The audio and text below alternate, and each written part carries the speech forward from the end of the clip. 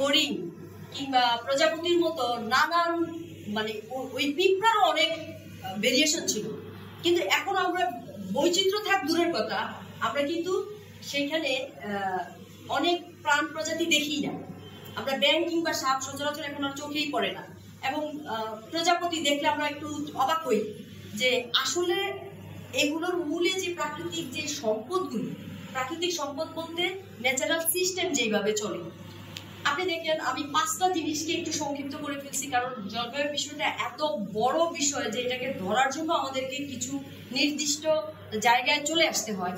আপনি দেখেন আমাদের বায়ুমণ্ডল, জীবমণ্ডল, ভূমণ্ডল, এই স্ফিয়ারগুলো যদি আমরা বিবেচনা করি, সেখানে দেখেন যে পানি, বাতাস, মাটি এবং গাছপালা, উদ্ভিদ এবং অন্যান্য বায়োডাইভার্সিটি বলি আমরা, জীববৈচিত্র্য, এই নির্দিষ্ট এই 5টা জিনিসের উপর যদি আমরা গুরুত্ব দেই যে এদের সাথে আমাদের সম্পর্কটা কি, তাহলেই কিন্তু আমাদের বৈজ্ঞানিক বড় বড় তথ্য কিংবা রাজনীতিবিদদের খুব হিসাব নিকেশ করে যেই নীতি নির্ধারণ দিকে আমাদেরকে চালিত করে, এটা করতে পারে। কিরকম? আপনি পানির সাথে আপনার সম্পর্ক কি, পানি ব্যবহারে আপনি কতটা মানে সচেতন, বা পানির সংরক্ষণের ব্যাপারে আপনি আপনার রিলেশন মানে অবস্থান কি, সেটার উপরেই কিন্তু পুরো পৃথিবীর পানি ব্যবস্থার ইম্প্যাক্ট পড়ে। আমরা 900 কোটি মানুষ বর্তমানে, পপুলেশন বম, সেখানে যদি একটা প্লাস্টিকের বোতল হাতে নেই এবং এটা যদি এক জায়গায় রেখি, যে পরিমাণ সংখ্যাটা হবে, ঠিক এমনি ভাবে অপোজিট, আমরা যদি 900 কোটি মানুষ একটা গাছ হাতে নেই এবং লাগাই, ঠিক একই রকম কিন্তু পজিটিভ ইম্প্যাক্ট পড়বে। মানে ক্ষুদ্র ক্ষুদ্র জিনিসটাকে, প্ল্যানেটারি সমস্যাটাকে বড় স্কেলে দেখানো যায়, কিন্তু সমাধানটা আসলে বহুমাত্রিক। অঞ্চল ভেদে প্ল্যানেটারি সমস্যাগুলো এক এক এলাকায় এক এক রকম হয়। ধরেন আমাদের এদিকে এক এক জায়গায় ভূমিকম্প, এক এক জায়গায় বন্যা, এক এক জায়গায় দাবানল। আপনি এই বহুমাত্রিক সমস্যাগুলো একক কোনো নিয়ম নীতি দিয়ে কিভাবে কন্ট্রোল করবেন? পারবেন না। ফলে জলবায়ু সমস্যাটা নিয়ে আলোচনা করার ক্ষেত্রে একটাই প্রবলেম হয় যে আমাদের যদি আমরা আমাদের এই জলবায়ু সংকটটাকে প্রকৃতির সাথে মানুষের নৈতিক একটা সম্পর্কের সংকট হিসেবে না দেখি, তখন কিন্তু এটাকে আসলে প্রপার বুঝতে বা সমাধান করতে অসুবিধা হবে। তো নৈতিক সম্পর্ক যখন বুঝতে যাই, সিদ্ধান্তগুলো কিন্তু আমরা নিই। জলবায়ু সংকটের বা জীববৈচিত্র্য ধ্বংসের কিংবা ষষ্ঠ গণবিলুপ্তি কিংবা মেরুগুলো গলে যাওয়া কিংবা নদীগুলোর মানে দখল হয়ে যাওয়া কিংবা পাহাড় উধাও হয়ে যাওয়া, নাই হয়ে যাওয়া, এই গল্পগুলো কিন্তু আমাদের সরাসরি আমাদের প্রকৃতির সাথে আমাদের সম্পর্কের যে নৈতিকতা তার সাথে রিলেটেড। কারণ আপনি ধর্মীয় দৃষ্টিকোণ থেকে যদি দেখেন কিংবা নিউট্রাল জায়গা থেকেও যদি, ধর্ম ছাড়াও যদি দেখেন, আপনি কিন্তু ধনী গরিবের সাফারারের বিষয়টা হচ্ছে সুযোগের অভাব। ধরেন বাহিরে গরম, আমি এখান থেকে গরম পার করে দিচ্ছি, আমার ভোগবাদী সভ্যতা বা পুঁজিবাদী সভ্যতা আমাদেরকে যে সুবিধাটা দিচ্ছে সেখানে হয়তো আমার গরম লাগলো না, কিন্তু এই গরমটা পৃথিবী থেকে কোথাও চলে গেল না। এটা কিন্তু কোথাও চলে গেল না, এটা বাইরে গেল বা আরেক জায়গায় গেল, আর জন্য কোথাও চলে গেল না। ফলে এইটার জন্য ন্যাচারাল যে সিস্টেমগুলো আছে, আমরা সেদিকে না গিয়ে আমরা কি করলাম, আমরা প্রযুক্তি নির্ভর একটা সভ্যতার দিকে চলে হাঁটা শুরু করলাম, এবং হাঁটতে হাঁটতে এমন একটা পর্যায়ে এখন চলে আসছি যে সামনে একেবারে গভীর খাত, এবং আমরা বলতেছি যে এটা হচ্ছে সভ্যতার সবচেয়ে মানে বড় সড়ক। এখন আমি পরমাণুদের মানে সভ্যতা, পরমাণু শক্তি আছে আমার কাছে, হ্যাঁ, নাসার মতো আমরা মহাকাশে মঙ্গল গ্রহে যাওয়ার প্রস্তুতি চলছে, বা এক সময় হয়তো আমরা মানব প্রজাতি সেখানেও ভিন্ন গ্রহে গিয়ে বসবাসের স্বপ্ন দেখি। এইরকম সফল একেবারে গত 50 বছরে যে পরিমাণ সফলতার মধ্যে মানব জাতি আছে, সেই সফল সভ্যতা কিভাবে সামান্য দাবানল, সামান্য ভূমিকম্প, সামান্য বন্যা, সাইক্লোন আটকাতে পারছে না? আপনি দেখেন অস্ট্রেলিয়ার যে দাবানলের কথা আমরা জানি যে উন্নত রাষ্ট্র কিন্তু কন্ট্রোল করার কোনো ক্ষমতাই নেই। আপনি দেখেন নেপাল, থাইল্যান্ডে রিসেন্টলি যে ভূমিকম্প হইলো, টেরই পাওয়া যায় না। আমাদের এই যে বড় বড় ইম্প্যাক্ট গুলো, আমরা মনে করতেছি পাহাড় চলে যাচ্ছে, মানে নাই হয়ে যাচ্ছে। কে করছে আমাদের জানার দরকার মনে করছি না, কারণ পাহাড়ের মাটিগুলো যে নাই উধাও হয়ে যায় এ কিন্তু সত্য। কারণ ওই চুনা পাথরের মাটি বা টাইলস বা নানান কিছু কিন্তু আমাদের আসবাব ঘরেই আসে, কিন্তু আমরা বুঝতে পারি না পাহাড় কোথায় যায়। আচ্ছা, তারপর যেই বিদ্যুৎ উৎপাদনের জন্য যেই বিদ্যুৎ নির্ভর এখন সভ্যতা, হ্যাঁ, সেটার জন্য আমরা বুঝতে পারি না যে এটা কোথা থেকে আসলো, কারণ আমরা সবাই জানি আমরা যদি এটা বন্ধ করতে যাই আমাদের অনেক সুযোগ সুবিধা একেবারে বন্ধ হয়ে যায়। আমরা প্রাকৃতিক পরিবেশের সাথে একাত্ম হয়ে যে জীবন ধারণ করার কথা, সেটা আমাকে জ্ঞানের পশ্চিমে একটা জগৎ এসে আমাদেরকে টোটালি বিপরীত দিকে, প্রকৃতি বিচ্ছিন্নতার দিকে আমাদেরকে নিয়ে গেল। এবং নিয়ে যাওয়ার পর এখন এসে বলতেছে যে আমরা এই আবিষ্কার করেছি, আমাদের এই জ্ঞানে বলতেছে যে পৃথিবীর তাপমাত্রা যদি 2 ডিগ্রির উপরে চলে যায় তাহলে আমরা একেবারে নিশ্চিন্ন হয়ে যাব।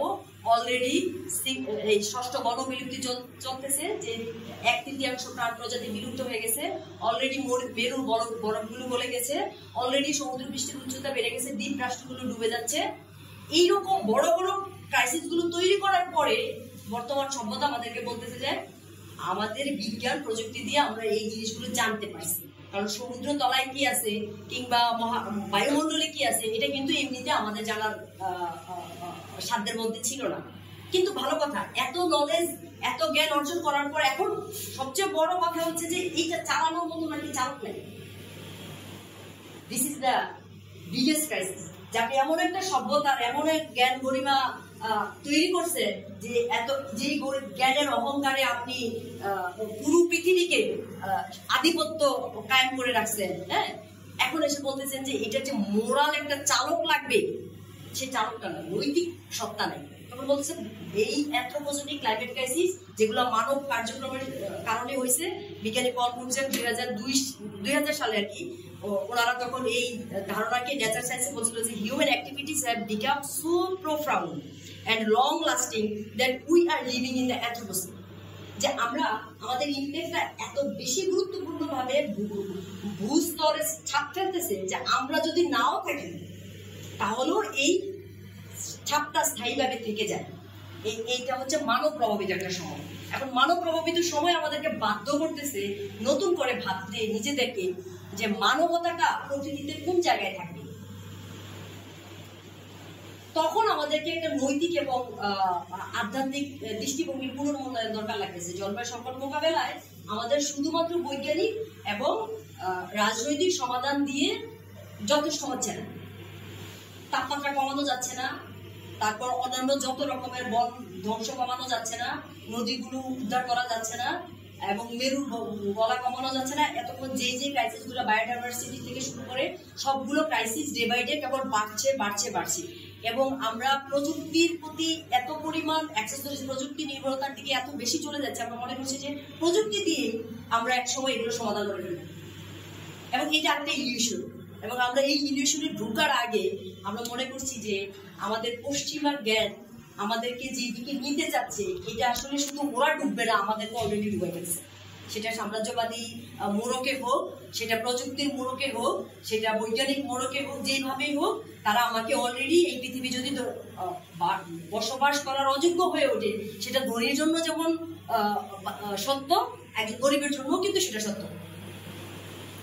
তখন আমাদের মনে হচ্ছে যে আমরা এমন একটা দৃষ্টিভঙ্গির সংযোজন করতে চাই, আমরা বৈজ্ঞানিক এবং প্রযুক্তির এবং রাজনৈতিক সমাধানের পাশাপাশি, বাতিল করে না।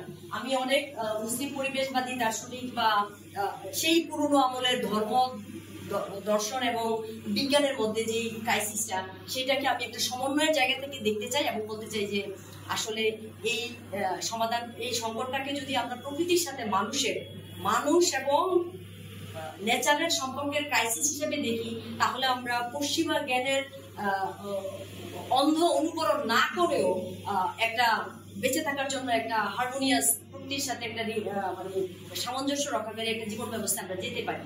কিরকম, যে আমরা যদি নৈতিক সংকট হিসেবে এটাকে দেখি, আধুনিক পরিবেশবাদের যেই জনক বলা হয়, ইসলামী পরিবেশবাদের জনক বলা হয় সৈয়দ হুসাইন নাসির। উনি ইরানি একজন স্কলার, দার্শনিক, মুসলিম পরিবেশবাদী। উনি পরিবেশকে আধ্যাত্মিক একটা সত্তা হিসেবে দেখান। তিনি দেখান যে পরিবেশ হচ্ছে এমন একটা বিষয় যেটাতে মুমিনরা, মানে মানুষেরা, মুসলমানেরা জন্মগ্রহণ করে, মারা যায়, জীবন অতিবাহিত করে এবং মারা যায়। ওই যে জন্ম, জীবন এবং মৃত্যু পর্যন্ত তারা যে সারাউন্ডিংস এর মধ্যে থাকে, এটা হচ্ছে দুনিয়া বা ইহকাল বা পরিবেশ। এইটাকে পরিবেশের আরো বিষয় হচ্ছে মুহিত। আমি এখানে ইসলামিক ধারণার কাছে যাওয়ার কারণ হচ্ছে যে জলবায়ু সংকট এবং প্ল্যানেটারি ইসলাম, আমি ইসলামের পরিবেশ নৈতিকতার আলোকে আমি এই নৈতিক সংকটটাকে প্রকৃতির সাথে যে মানুষের একটা নৈতিক সংকটের কারণেই আমরা বর্তমান জলবায়ু সংকটের ভুক্তভোগী বা ক্লাইমেট রিফিউজি হিসেবে পরিগণিত হচ্ছি নানানভাবে, সেই জায়গায় আমি এখানে দেখাতে চাই যে এটার একটা মোরাল সমাধানের দিকে আমাদেরকে যেতে উৎসাহিত করে ধর্মীয় পরিবেশ নৈতিক বিষয়গুলো। এখানে ইসলামের পরিবেশ নৈতিক আয়াতগুলো এবং বিষয়গুলোর আলোকে আমি একটা প্ল্যানেটারি ইসলামের কাঠামো মধ্যে এই আলোচনাটা গুছিয়ে আনতে চাচ্ছি। সেটা হচ্ছে যে ইসলাম প্রকৃতির সাথে মানুষের সম্পর্ককে কিভাবে মেনটেন করার জন্য দিক নির্দেশনা দেয়। ইসলামকে বলা হয় যে পরিবেশের আরবি শব্দ হচ্ছে মুহিত। মুহিত শব্দ হচ্ছে পরিবেষ্টন, মানে আমার চারপাশে যা কিছু পরিবেষ্টন করে আছে। সেখানে আল্লাহ তাআলার ৯৯টা নামের মধ্যে একটা নাম হচ্ছে আল মুহিত, মানে এটা ওনার একটা সিফাত।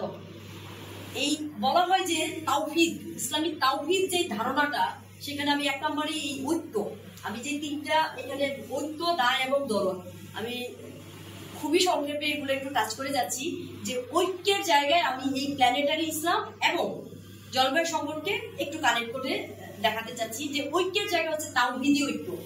তাওহীদি ঐক্যটা কি? বিজ্ঞান কলেজে জেমস লাভলক, উনি মঙ্গল গ্রহে সূত্র হয়, ডিটেলস আলোচনা আমি আর যাচ্ছি না, তিনি কেমিস্ট, তিনি দেখলেন যে পৃথিবীতে যে প্রাণ আছে, শুক্র বা মঙ্গল গ্রহে যে প্রাণ নাই, এই প্রাণ থাকে আসলে কেন? আসলে প্রাণ থাকে এখানে একটা মানে কেমিক্যাল রিঅ্যাকশনের মতো আমরা প্রত্যেকেই এজেন্সির মতো কাজ করি। আমি যেমন একটা গাছ একটা এজেন্সির মতো কাজ করে, অক্সিজেন সরবরাহ করে, হ্যাঁ, আমরা মানুষ আমরা কার্বন ডাই অক্সাইড না চাইলেও ত্যাগ করি, হ্যাঁ, নিঃশ্বাসের সাথে। ফলে এই যে আমাদের এজেন্সি হিসেবে আমরা কিন্তু নানানভাবে নানান কাজকর্মের ভিতর দিয়ে ওই প্রাকৃতিক যেই হ্যাবিটেট থাকার জন্য যে ব্যবস্থাটা, সেটাতে বায়ুমণ্ডলটাকে নিয়ন্ত্রণে রাখার জন্য আমরাও অংশগ্রহণ করি। আমাদের সাথে সাথে কিন্তু আরো অনেক প্রাণী, সেগুলো একদম মাইক্রো লেভেল থেকে শুরু করে সমুদ্র সবাই অংশগ্রহণ করে। এইখানে ইসলাম প্ল্যানেটারি জায়গায় বলে যে ইসলাম কিন্তু নিজে একটা প্ল্যানেটারি ধর্ম। তাওহীদের জায়গায় কিভাবে বলে যে এই প্রকৃতি সমস্ত কিছুর অস্তিত্ব, ওয়াহিদাতুল উজুদ নামে একটা ধারণা আছে যে অস্তিত্ব, আমার অস্তিত্ব হচ্ছে আমার স্রষ্টার অস্তিত্বের উপর নির্ভরশীল। মানে মূল যে এক্সিস্টেন্স, প্রাইমারি এক্সিস্টেন্সের উপর সকল সেকেন্ডারি এক্সিস্টেন্স নির্ভর করে। আমার অস্তিত্ব একেবারে আমাকে যিনি সৃষ্টি করছেন এরকম করতে করতে প্রত্যেকের অস্তিত্ব কি তার প্রাইমারি একটা সোর্স থাকবে, কারণ ইনফিনিটি তো হইতে পারে না। আর যদি অস্তিত্ব কারোই না থাকতো তাহলে কিন্তু আমাদের এই ধারাবাহিক এই পর্যায়ে এসে আমরা ধারাবাহিকতা থাকতো না। বলে এই যে অস্তিত্ব নির্ভর করে রিয়েল অস্তিত্বের উপর। রিয়েল অস্তিত্ব কি বলছে? উজুদ আল হক, মানে হচ্ছে সত্যের অস্তিত্ব, যেটা বলছে আল্লাহ। ধর্মীয় জায়গা থেকে আমি দেখাচ্ছি। তো এই অস্তিত্বের জায়গায় বিজ্ঞানীরা দেখাচ্ছেন যে আমরা সবাই একই সাথে ইন্টারকানেক্টেড। আমি যখন গাছের সাথে নির্ভরশীল, পানির সাথে নির্ভরশীল, মাটির সাথে নির্ভরশীল, বাতাসের উপর নির্ভরশীল, এগুলো ছাড়া কিন্তু আমি মানে সার্ভাইভ করতে পারবো না। তার মানে আমি কানেক্টেড এদের সাথে। ঠিক এমনি ভাবে গাছেরাও আবার মাইক্রোবায়োম যে মাটির নিচে যে রকম শিকড় দ্বারা যে পরিমাণ খাবার সংগ্রহ করে, ইভেন সূর্যের আলো, হ্যাঁ, সেখান থেকেও সালোক সংশ্লেষের মাধ্যমে যেভাবে খাবার করে, তারাও আবার আলো, মাটি, পানি, বায়ু এসব কিছুর সাথে কানেক্টেড। মানে আমাদের টিকে থাকাটা, শুধু টিকে থাকা বললে আসলে বোঝায় আমরা অনেক কিছুর উপরে ডিপেন্ডেন্ট, টিকে থাকতে পারি। আমরা ধরেন পানি ছাড়া 1 সপ্তাহ থাকতে পারবো না, হ্যাঁ, তারপর অক্সিজেন ছাড়া 3 মিনিট থাকতে পারবো না। এরকম আরো অনেক বিষয় আছে যেগুলো হচ্ছে যে আমরা একেবারেই নির্ভরশীল, কিন্তু ওদের প্রতি আমরা যত্নশীল হওয়াটাকে গুরুত্ব দিই। আমরা মনে করি যে আমরা অক্সিজেন পাচ্ছি, কিন্তু যেখান থেকে পাইমেকার, এটা নিয়ে আমাদের ভাবার দরকার নেই। এটা নিয়ে ভাববে অন্য কেউ, কারা? বিজ্ঞানীরা বা রাজনীতি করে যারা, তারা আসলে ওরা যা ভাবছে তার পরিণতি আমরা দেখছি। আর বলে যে ইসলাম বলে যে এই যে তাওহীদি ঐক্যের সাথে আমরা যেই লাভলক যেটাকে বলছেন যে গায়া হাইপোথিসিসটা এরকম যে আপনি এই যে ইন্টারকানেক্টেডনেস, সবার সম্মিলিত একটা প্রক্রিয়ার ভিতর দিয়ে যে জীবন ধারণ করার মতো অ্যাটমসফিয়ার তৈরি হয়, সেইটাকে লাভলক বলছে যে একটা মানে জীবন্ত সত্তা। মানে এটা কমে বাড়ে, এটা রিয়েকশন করে, যেমন অক্সিজেন নিজে রিয়েকশন করে, তাই না? আগুন লেগে যায় কিংবা অন্যান্য সমস্যাগুলো হয়, ফলে কমলে বাড়লে এটা সরাসরি ইম্প্যাক্ট আসে। তো সেই জায়গায় বলে যে এই যে বৈজ্ঞানিক গায়া থিওরি এবং ইসলামিক তাওহীদ বা সবকিছু একই সাথে যে সৃষ্টির ঐক্য, সমস্ত অস্তিত্বের ঐক্য যে একটা অস্তিত্বের উপর নির্ভর করে, আমরা এই পৃথিবীটাকে যদি একটা গায়া ধরি এবং এটার ভিতরেই আসলে আমাদের সকলের অস্তিত্ব। ধর্মীয় জায়গা থেকে বলা হয় যে আমরা যদি স্রষ্টার অস্তিত্ব নির্ভর করি, তাহলে স্রষ্টার অস্তিত্বের তাজাল্লি অথবা প্রতিচ্ছবি মানে অববাস, আমরা যে অস্তিত্বের অববাস, এইভাবে গায়া এবং তাওহীদি ঐক্যের মাধ্যমে দেখায় যে আমরা পৃথিবীতে আসলে একে অপরের সাথে কানেক্টেড। দ্বিতীয় যেই ইয়েটা আসে যে মিজান, কোরআনে সূরা আত-তাওবাতে বলা হয়েছে যে তোমরা মানে ওয়ালা তাতগাউ ফিল মিজান, মানে তোমরা সীমা লঙ্ঘন করো না, মানে ভারসাম্য নষ্ট করো না। বলা হয়েছে যে পৃথিবীকে তোমাদের জীবন ধারণের জন্য মানে প্রস্তুত করা হয়েছে এবং সেখানে ওই ভারসাম্য তোমরা নষ্ট করো না এবং ফাসাদ তৈরি করো না। বলা হয়েছে যে আমাদের কি বলে নতুন তার মহিমা ঘোষণা করে যা কিছু আছে আকাশমণ্ডল ও পৃথিবীতে, কিন্তু তোমরা তা বুঝতে পারো না। তাওহীদের এই ব্যাপারটা বলতেছে যে পৃথিবীতে এবং আসমানে ফেরেশতা শুরু করে যত কিছু আছে সবাই নিজ নিজ স্রষ্টার উপাসনা করে। গাছ তার মতো করে সেজদা করে, তারা নক্ষত্র তারা স্রষ্টার প্রশংসা করে। এই যে আপনি আপনার মানে ইবাদত করেন, আপনার মনের মধ্যে আপনার ইবাদত, আমারটা আমার ইবাদত, প্রত্যেককে বলা হয়েছে যে ইসলামে আয়াত, যে এই প্রকৃতিতে যা কিছু আছে এগুলো হচ্ছে আল্লাহর নিদর্শন বা আয়াত। এইখানে মানুষকে একটা দায়িত্ব দিয়ে পাঠানো হয়েছে। সূরা বাকারার হচ্ছে সূরা বাকারার সম্ভবত 30 নম্বর আয়াতে আছে যে সূরা বাকারার 30 নম্বর আয়াতে আছে যে আমরা এই পৃথিবীতে খলিফা হিসেবে আল্লাহ তাআলা নিযুক্ত করা হয়েছে। এবং সূরা রুমের 165 নম্বর আয়াতে যে এই যে আমাদেরকে খলিফা বা প্রতিনিধি হিসেবে নিযুক্ত করা হয়েছে। এই প্ল্যানেটারি ইসলামের ধারণা, আমি খলিফার ধারণাটাকে আরেকটু বড় করতে চাই, স্কেলটাকে প্ল্যানেটারি স্কেলে নিতে চাই, যেটা এরকম যে খেলাফত, ইসলামী যে খেলাফত, সেটা যে শাসন ব্যবস্থা, সেই শাসন ব্যবস্থার সাথে আসলে বর্তমান যে প্ল্যানেটারি ইসলামের খেলাফত, এটাকে সীমা অনেকটা বাড়িয়ে দেওয়া যায়। প্ল্যানেটারি খেলাফতটা কিরকম? প্ল্যানেটারি খেলাফতটা হচ্ছে যে অ্যানথ্রোপোসিস, মানুষ যে পরিমাণ ক্ষমতা অর্জন করলো, সে তার ওই মোরাল জায়গা থেকে কিভাবে ওই ক্ষমতাটাকে, খলিফার দায়িত্বটাকে কিভাবে পালন করবে। বলা হয়েছে যে খলিফার দায়িত্ব কি, সূরা আহজাবের 72 নম্বর আয়াতে বলেছে যে আমি এই আমানত বা দায়িত্ব, স্বাধীন বিচার বুদ্ধি ক্ষমতা প্রয়োগ করে পৃথিবীর ভারসাম্য রক্ষা করা, এই আমানতটা আকাশ, পৃথিবী এবং পাহাড়কে দিতে চাইছিলাম, কিন্তু ওরা ভয়ে সেটা নিতে অস্বীকার করলো। কিন্তু মানুষ নিল এবং মানুষ বড়ই তাড়াহুড়ো প্রবণ এবং মানুষ নিজেরা নিজেদের উপর জুলুম করলো। মানে সোজা কথায় আমি দায়িত্বটা পেয়ে গেছি, কিন্তু আমাদের বর্তমান সরকার ব্যবস্থা কিংবা ট্রাম্প বলি, পুতিন বলি কিংবা ইউনুস বলি, যার কথাই বলি, যে দায়িত্বটা পেয়ে গেছি, কিন্তু দায়িত্বটাকে আসলে কিভাবে পালন করব, আমি দায়িত্বটা পেয়ে মহা খুশি, কিন্তু আমি দায়িত্বটা পালনের পদ্ধতি বা দিক নির্দেশনা মানার দিকে যেতে চাচ্ছি না। তখন যেটা হয়েছে যে প্রকৃতিতে একটা ভারসাম্যের মারাত্মক রকমের একটা ইমব্যালেন্স, একটা পরিস্থিতি তৈরি হয়েছে, যেটাকে আমরা নাম দিচ্ছি নানান জলবায়ু বিপর্যয় বা জীববৈচিত্র্য ধ্বংস বা নানান নামে আমরা নাম দিচ্ছি। সেইখানে আপনি দেখেন যে আমার এই খলিফার দায়িত্বটাকে যদি আমি, খলিফা মানে শাসক, প্রতিনিধি, এখানে বলছে শাসক না, ইসলামের খলিফাকে বলা হয়েছে যে আপনি তত্ত্বাবধায়ক, রক্ষণাবেক্ষণ করবেন। মালিক আল্লাহ, সার্বভৌমত্বের ক্ষমতা মানুষকে দেয়া হয় না, মানুষকে বলা হয়েছে যে তুমি এই পৃথিবীর খলিফা, তুমি পৃথিবীর যে প্রাকৃতিক সম্পদগুলো আছে এবং পৃথিবীকে টিকে থাকার জন্য, হ্যাবিটেট রাখার জন্য পৃথিবীটাকে এই প্রপোর্শন অনুযায়ী তুমি হচ্ছে এটার মিজান বা ভারসাম্য রক্ষা করো, এটা হচ্ছে তার দায়িত্ব। এখানে বলা হয়েছে যে এই খলিফা কিন্তু শুধু মানুষের জন্য খলিফা না, ইসলামিক শাসনতন্ত্রে যে খলিফার কথা বলা হয় সেই খলিফা না, সেই খলিফার খুব সীমিত।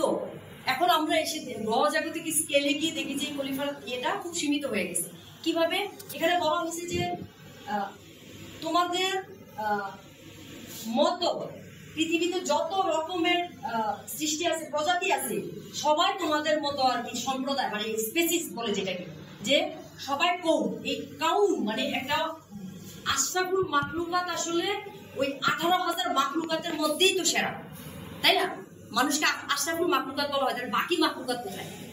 বাকি মাখলুকাত তো মানুষ না। বাকি মাখলুকাত কারা? গাছের মাখলুকাত, পানির জগৎ, যে তার মাখলুকাতের নানান অন্যান্য প্রাণীদের প্রতি, গাছের প্রতি, মাটির প্রতি, এবং কি বলে জমিনের যে বলে যে জাকাত, জমিনের আর যে আর্থ জাকাত যেটা আছে, যে জমিনেরও কিন্তু পৃথিবীরও কিন্তু জাকাত আদায় করতে হবে। পৃথিবীর জাকাত গুলা হচ্ছে এইগুলা, এই যে মিজান ঠিক রাখা, ভারসাম্যকে ঠিক রাখা। লিওপোর্ডের একটা লেখা আছে, আর্নল্ড লিওপোর্ড, উনি একবার বলছিলেন যে ওনার অল্প বয়সের একটা লেখা, আমার সময় নেই এই গল্পগুলো বলার, যে 5-10 মিনিট এদিক ওদিক হতে পারে, হ্যাঁ, গল্পটা শুধু 2 লাইনে বলে ফেলি, যে একটা নেকড়েকে তার অল্প বয়সে 21-22 বছর যখন যুবক ছিল, তারা শিকার করতো। তো অনেকেই তো শিকার তো একসময় গত 100 বছর আগেও বেশ ভালো বীরত্বের ইয়ে ছিল, সব কি বলে স্বীকৃতি ছিল। হরিণ ইয়ে করে চামড়া রুমে, ড্রয়িং রুমে সাজায় রাখা হইতো বীরত্বের প্রতীক হিসেবে। শিকার বন্ধ হয়েছে খুব বেশি দিন না। তো উনি নেকড়ে শিকার করছিলেন। নেকড়ে শিকার করে যখন একটা নেকড়ে আহত হয়, তার চোখে উনি দেখলেন যে, উনি অনেক পরে গিয়ে এটা রিয়েলাইজ করেন, তার চোখে দেখলেন যে সে পাহাড়ের পুরো সবুজ তার চোখে আগুনের মতো জ্বলছে। এবং উনি ওইটার লেখাটা ওইটার স্মৃতিচারণ করছেন। এবং আসলে আমার কাছে ওই পাহাড় কি বলছে এটা লিওপোর্ড বলে নাই, কিন্তু এই যে পাহাড় এবং নেকড়ের চোখোচোখি হয়েছে, যখন নেকড়েটা মারা যাচ্ছে শেষ তাকাইছে, পাহাড়ের সাথে যে চোখাচোখি হয়েছে, পাহাড়ের বক্তব্যটা ছিল বা দৃষ্টিভঙ্গিটা ছিল এরকম, ওই সবুজ অরণ্য যখন আগুনের মতো নেকড়ের চোখে ভাসছে, আসলে পাহাড়ের বয়স কিন্তু অনেক বেশি মানুষের চাইতে, হ্যাঁ। তারা যখন দীর্ঘ জীবন পায়, তারা অতীত বর্তমান ভবিষ্যতের আলোকে তারা তখন একটা ভারসাম্যের যে অবস্থাটা তারা বুঝতে পারে।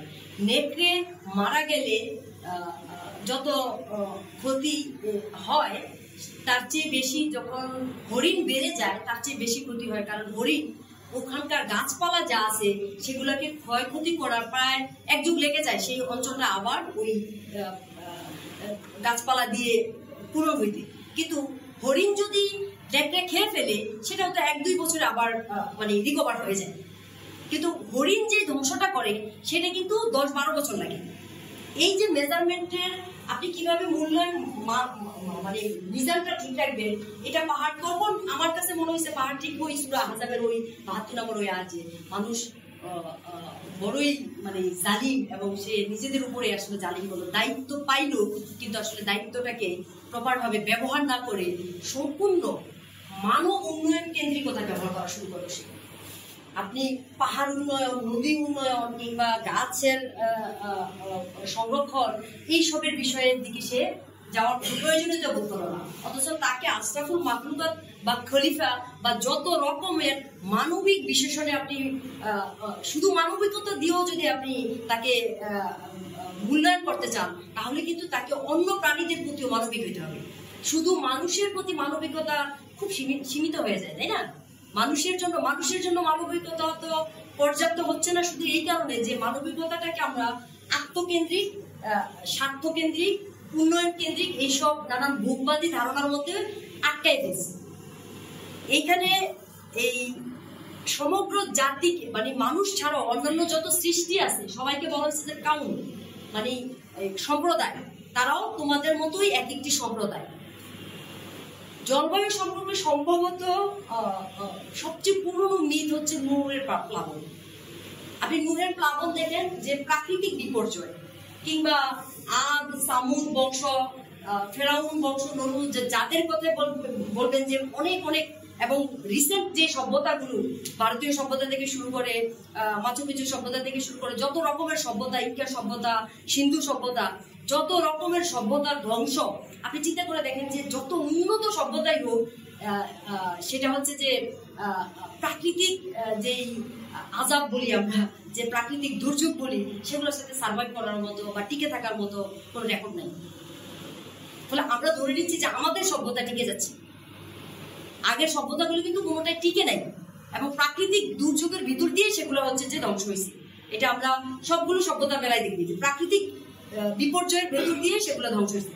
তো প্রথম যেটা নুহের যে ইয়েতে, সেখানে কিন্তু পানি বন্যা আসতেছে, বড় ধরনের একটা প্লাবন আসতেছে, সেটা থেকে আমাদের শিক্ষণীয় জোড়ায় জোড়ায় সংরক্ষণ করা, কিংবা প্রত্যেক শস্য থেকে এবং প্রত্যেক প্রাণী থেকে জোড়ায় জোড়ায় নিয়ে যে নুহের নৌকায় যে সংরক্ষণ করার গল্প আমরা আমরা ধর্মীয় যে গল্পগুলোকে শুনি, সেখানে হচ্ছে যে আমরা দেখি যে জলবায়ুর একটা পদক্ষেপ নেওয়া হয়েছিল, যে এরকম একটা বড় দুর্যোগ আসতেছে, সেখানে কিভাবে মানব জাতিকে রক্ষা করা যায়। ওই নুহের জাহাজ আসলে ওই মানব জাতিকে রক্ষার একটা জাহাজ হিসেবে পরিগণিত হয়। আরেকটা আছে যে ধরেন আমাদের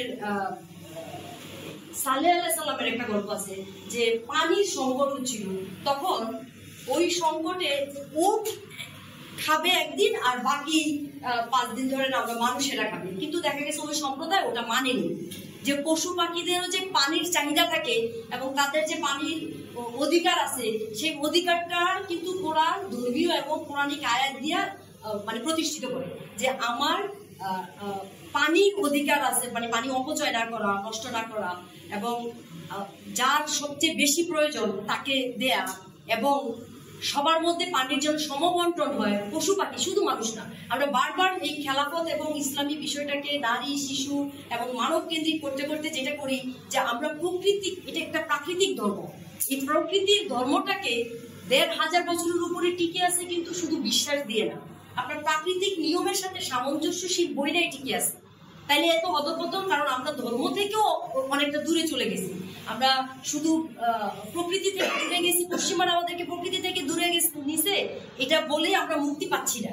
বিকজ আমরা যদি ধর্ম মেনে, মানে ধর্মীয় আধ্যাত্মিকতা এবং আমাদের প্রাচীন যে ধর্মগুলো, শুধু ইসলাম না, বৌদ্ধ ধর্ম বলেন বা হিন্দু ধর্ম বলেন বা আদিবাসীদের অন্যান্য যে অনেক অনেক পুরনো, তারা কিন্তু টিকে আছে, তাদের ধর্মীয় সাংস্কৃতিক যে কর্মকাণ্ডগুলো ভিতর দিয়ে তারা প্রকৃতির সাথে সার্ভাইভ করে টিকে থাকতেছে। দেখেন প্রাকৃতিক ধর্ম কিভাবে, ইসলামের নামাজ 5 ওয়াক্ত কিসের সাথে সম্পর্কিত আপনি খেয়াল করে দেখেন, সরাসরি সূর্যের সাথে, সূর্যের সময়ের সাথে। ফজর, যোহর, আসর, মাগরিব, এশা, তাহাজ্জুদ, যাই বলো, সূর্যের কোথায় কোন অবস্থায় আছে সেটার উপর নির্ভর করে আমি আসর নামাজ পড়বো। আমি কিন্তু মানে সূর্য ডুবে গেলে আর আসর নামাজ পড়তে পারবো না। দেখেন কোথাও আর কোনো নিয়ম নাই, মানে কখন পড়বেন আপনি, আপনাকে সূর্যের সময়ের উপর নির্ভর করে নামাজের ব্যবস্থা করা হয়েছে। আপনি দেখেন হজ, রোজা, এই বিষয়গুলো হচ্ছে যে আপনি চন্দ্রের মানে চান্দ্র মাস, আপনাকে যেটা হিজরি মাস বলি, যে সেটা কি রমজানে হজ করতে যায়, অন্য সময় কিন্তু হজ না। আবার কি বলে, রোজা রমজান মাসেই রাখি। আবার দেখা গেছে যে আপনি হিজরতের সাথে এই হিজরি সালটার সম্পর্ক কিভাবে বলে, যে আমরা যে এখন, আমি এটাকে এখানে একটু মিলাতে চাচ্ছি, যে ক্লাইমেট রিফিউজি বলি না আমরা, যে আমাদের যে এক জায়গা থেকে আরেক জায়গায়, যেমন মালদ্বীপ ডুবে যাচ্ছে, ওরা কই যাবে, কিংবা আমাদের দক্ষিণাঞ্চল উপকূলীয় অঞ্চলগুলো ডুবে যাচ্ছে, তখন অনেক ক্লাইমেট রিফিউজি হয়। তারা একটা হিজরত মানে কি, এক জায়গা থেকে আরেক জায়গায় যাওয়া, তো তারা কই যাবে? এবং এই হিজরতের ধারণা থেকেই কিন্তু দেখেন যে আপনি যারা হিজরত করছে মক্কা থেকে মদিনায়, তখন কিন্তু তাদের প্রতি কিছু পৌরাণিক ভাবে কিছু রহমত, কিছু দয়া প্রদর্শন, কিছু যত্ন, বা মানে তাদেরকে আপ্যায়ন গ্রহণ করার মতো একটা মানবিকতা কিন্তু শরণার্থীদের প্রতি আমরা যেটা দেখাই, এটা কিন্তু দেখানো হয়েছে। আমরা এখন ক্লাইমেট রিফিউজির বেলায় কিন্তু এই জায়গাগুলোতে যেতে পারি। প্লাস আপনি দেখেন যে আমাদের ইসলামী এই যে চন্দ্র, সূর্য এবং গ্রহজাগতিক নিয়ম মেনে তার ধর্মীয় আচার অনুষ্ঠানগুলো সে পারফর্ম করে, সেই পারফর্মের ভিতর দিয়ে কিন্তু এতদিন পর্যন্ত 1500 বছর পর্যন্ত অবলীলা এটা টিকে আছে।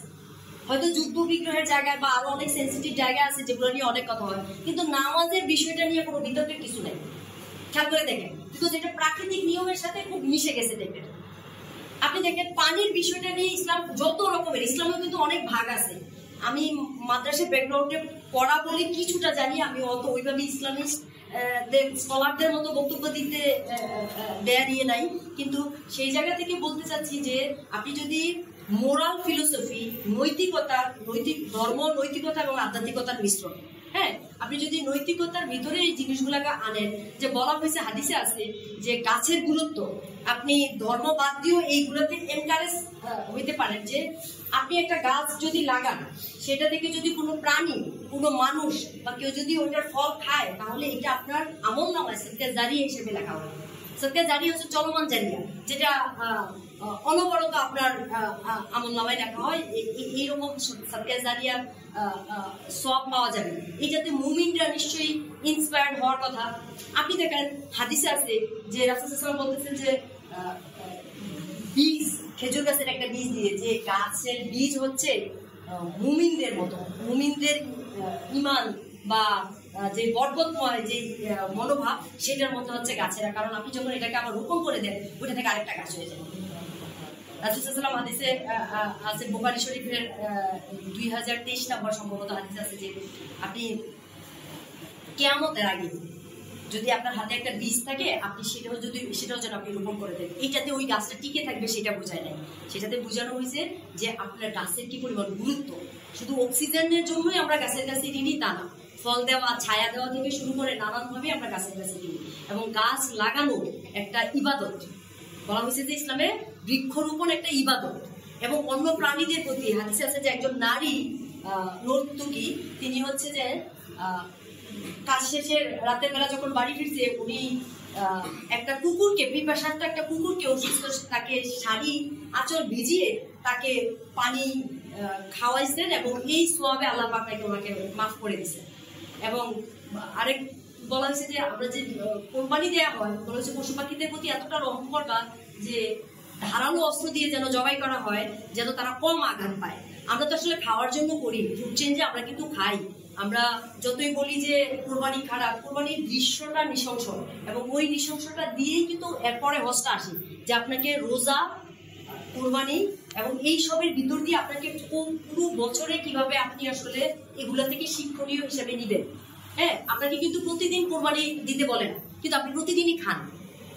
আপনার ওই প্রদর্শনীটাকে এই জন্য যে আপনি যে কাজটা যে এতটা খারাপ, একদম কষাই হয়তো আলাদা জবাই করে ফেলতেছে, আপনি দেখছেন না, আপনার মনে মায়া লাগতে প্রসঙ্গ আসে না। আপনি যখন আপনার সামনে দেখছেন, তখন অনেকেই আছে যে মায়ায় বা খারাপ লাগায় দেখতেই পারি না আমরা দৃশ্যটা, এবং এটা আপনাকে অ্যালার্ট করে যে জিনিসটা আসলে খুব ভালো জিনিস না।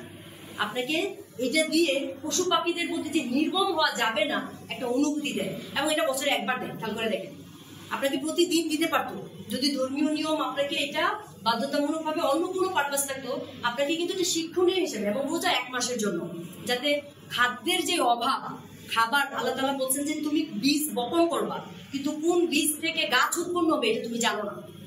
এবং পানির কথা, যেমন আপনি পানির বিষয়টা দেখেন যে ডাইনোসর যে পানি খাইছে এই পানি আমরা খাই এখন পর্যন্ত, কারণ পৃথিবীতে সৃষ্টির পরে যে পানি, এরপর আর বায়ুমণ্ডল ভেদ করে বাইরে থেকে পানি আসেনি, তাই না? সেই পানি কিভাবে আমরা যে পরিমাণ বজ্র নদীর, যে পরিমাণ বজ্র নদীর মাধ্যমে আমরা হচ্ছে যে সমুদ্র থেকে আবার আকাশে যায়, বলে যে বায়ুমণ্ডলে কি একটা কুদরতি ব্যবস্থা হয় যেখানে বৃষ্টির পানি হচ্ছে সবচেয়ে পবিত্র, কিন্তু আমরা নদীতে পাঠাই কি সবচেয়ে মানে দূষিত পানিটা, কিন্তু সেটাই সাইকেল হয়ে কিভাবে আসে, পবিত্র হয়ে আসে। মানে পবিত্র মানে খাওয়ার পানযোগ্য বিশুদ্ধ পানির সবচেয়ে অভাব হচ্ছে যে পৃথিবীতে, যদিও মানে আমাদের 97% কি মানে 3 ভাগ করি যে আমরা সমুদ্র, কিন্তু সমুদ্র পানি আপনি খেতে পারবেন না। আপনি পানি কিভাবে অপচয় করে দেখেন। প্রাকৃতিক ব্যবস্থার বিপরীতে যা যা করছি আমরা, এগুলো আমাদের প্রাকৃতিক রিসোর্সকে সরাসরি মানে ধ্বংস করতেছে, প্লাস ডোমিনের একটা প্রজাতি হিসেবে আমাদেরকে দাঁড় করাচ্ছে। আমরা যেই বিল্ডিং তৈরি করছি, যত রকমের হাই রাইজ বিল্ডিং, আপনি যে পানিটা ব্যবহার করছেন এটা কিন্তু মিঠা পানি, এটা লবণাক্ত পানি দিয়ে হবে না। এবং আপনি দেখেন এই পানির সাইকেল থেকে আপনি পানিটা সরাই নিয়ে আসলেন, আপনি পানিটাকে আটকাই ফেলছেন। ওই পানি নদীতে ময়লা পানি দিলেও তো যাচ্ছে, বাট এটা কিন্তু যাচ্ছে না। খেয়াল করে দেখেন যে সমুদ্রের পানি না, খাওয়ার পানি আপনি বিল্ডিং করে আটকে ফেলছেন। এবং আপনি আফ্রিকান রাষ্ট্রগুলো কিংবা একসময় হয়তো আমরা যদি নদীমাতৃক দেশ, আমাদের মেলা সুবিধা আছে, কিন্তু তারপরেও হয়তো আমরা পানি সংকটও বেশি দিন নাই যে পৃথিবী পানি সংকটে ভোগা শুরু করবে। মাটি সংকটে অলরেডি ভুগবে।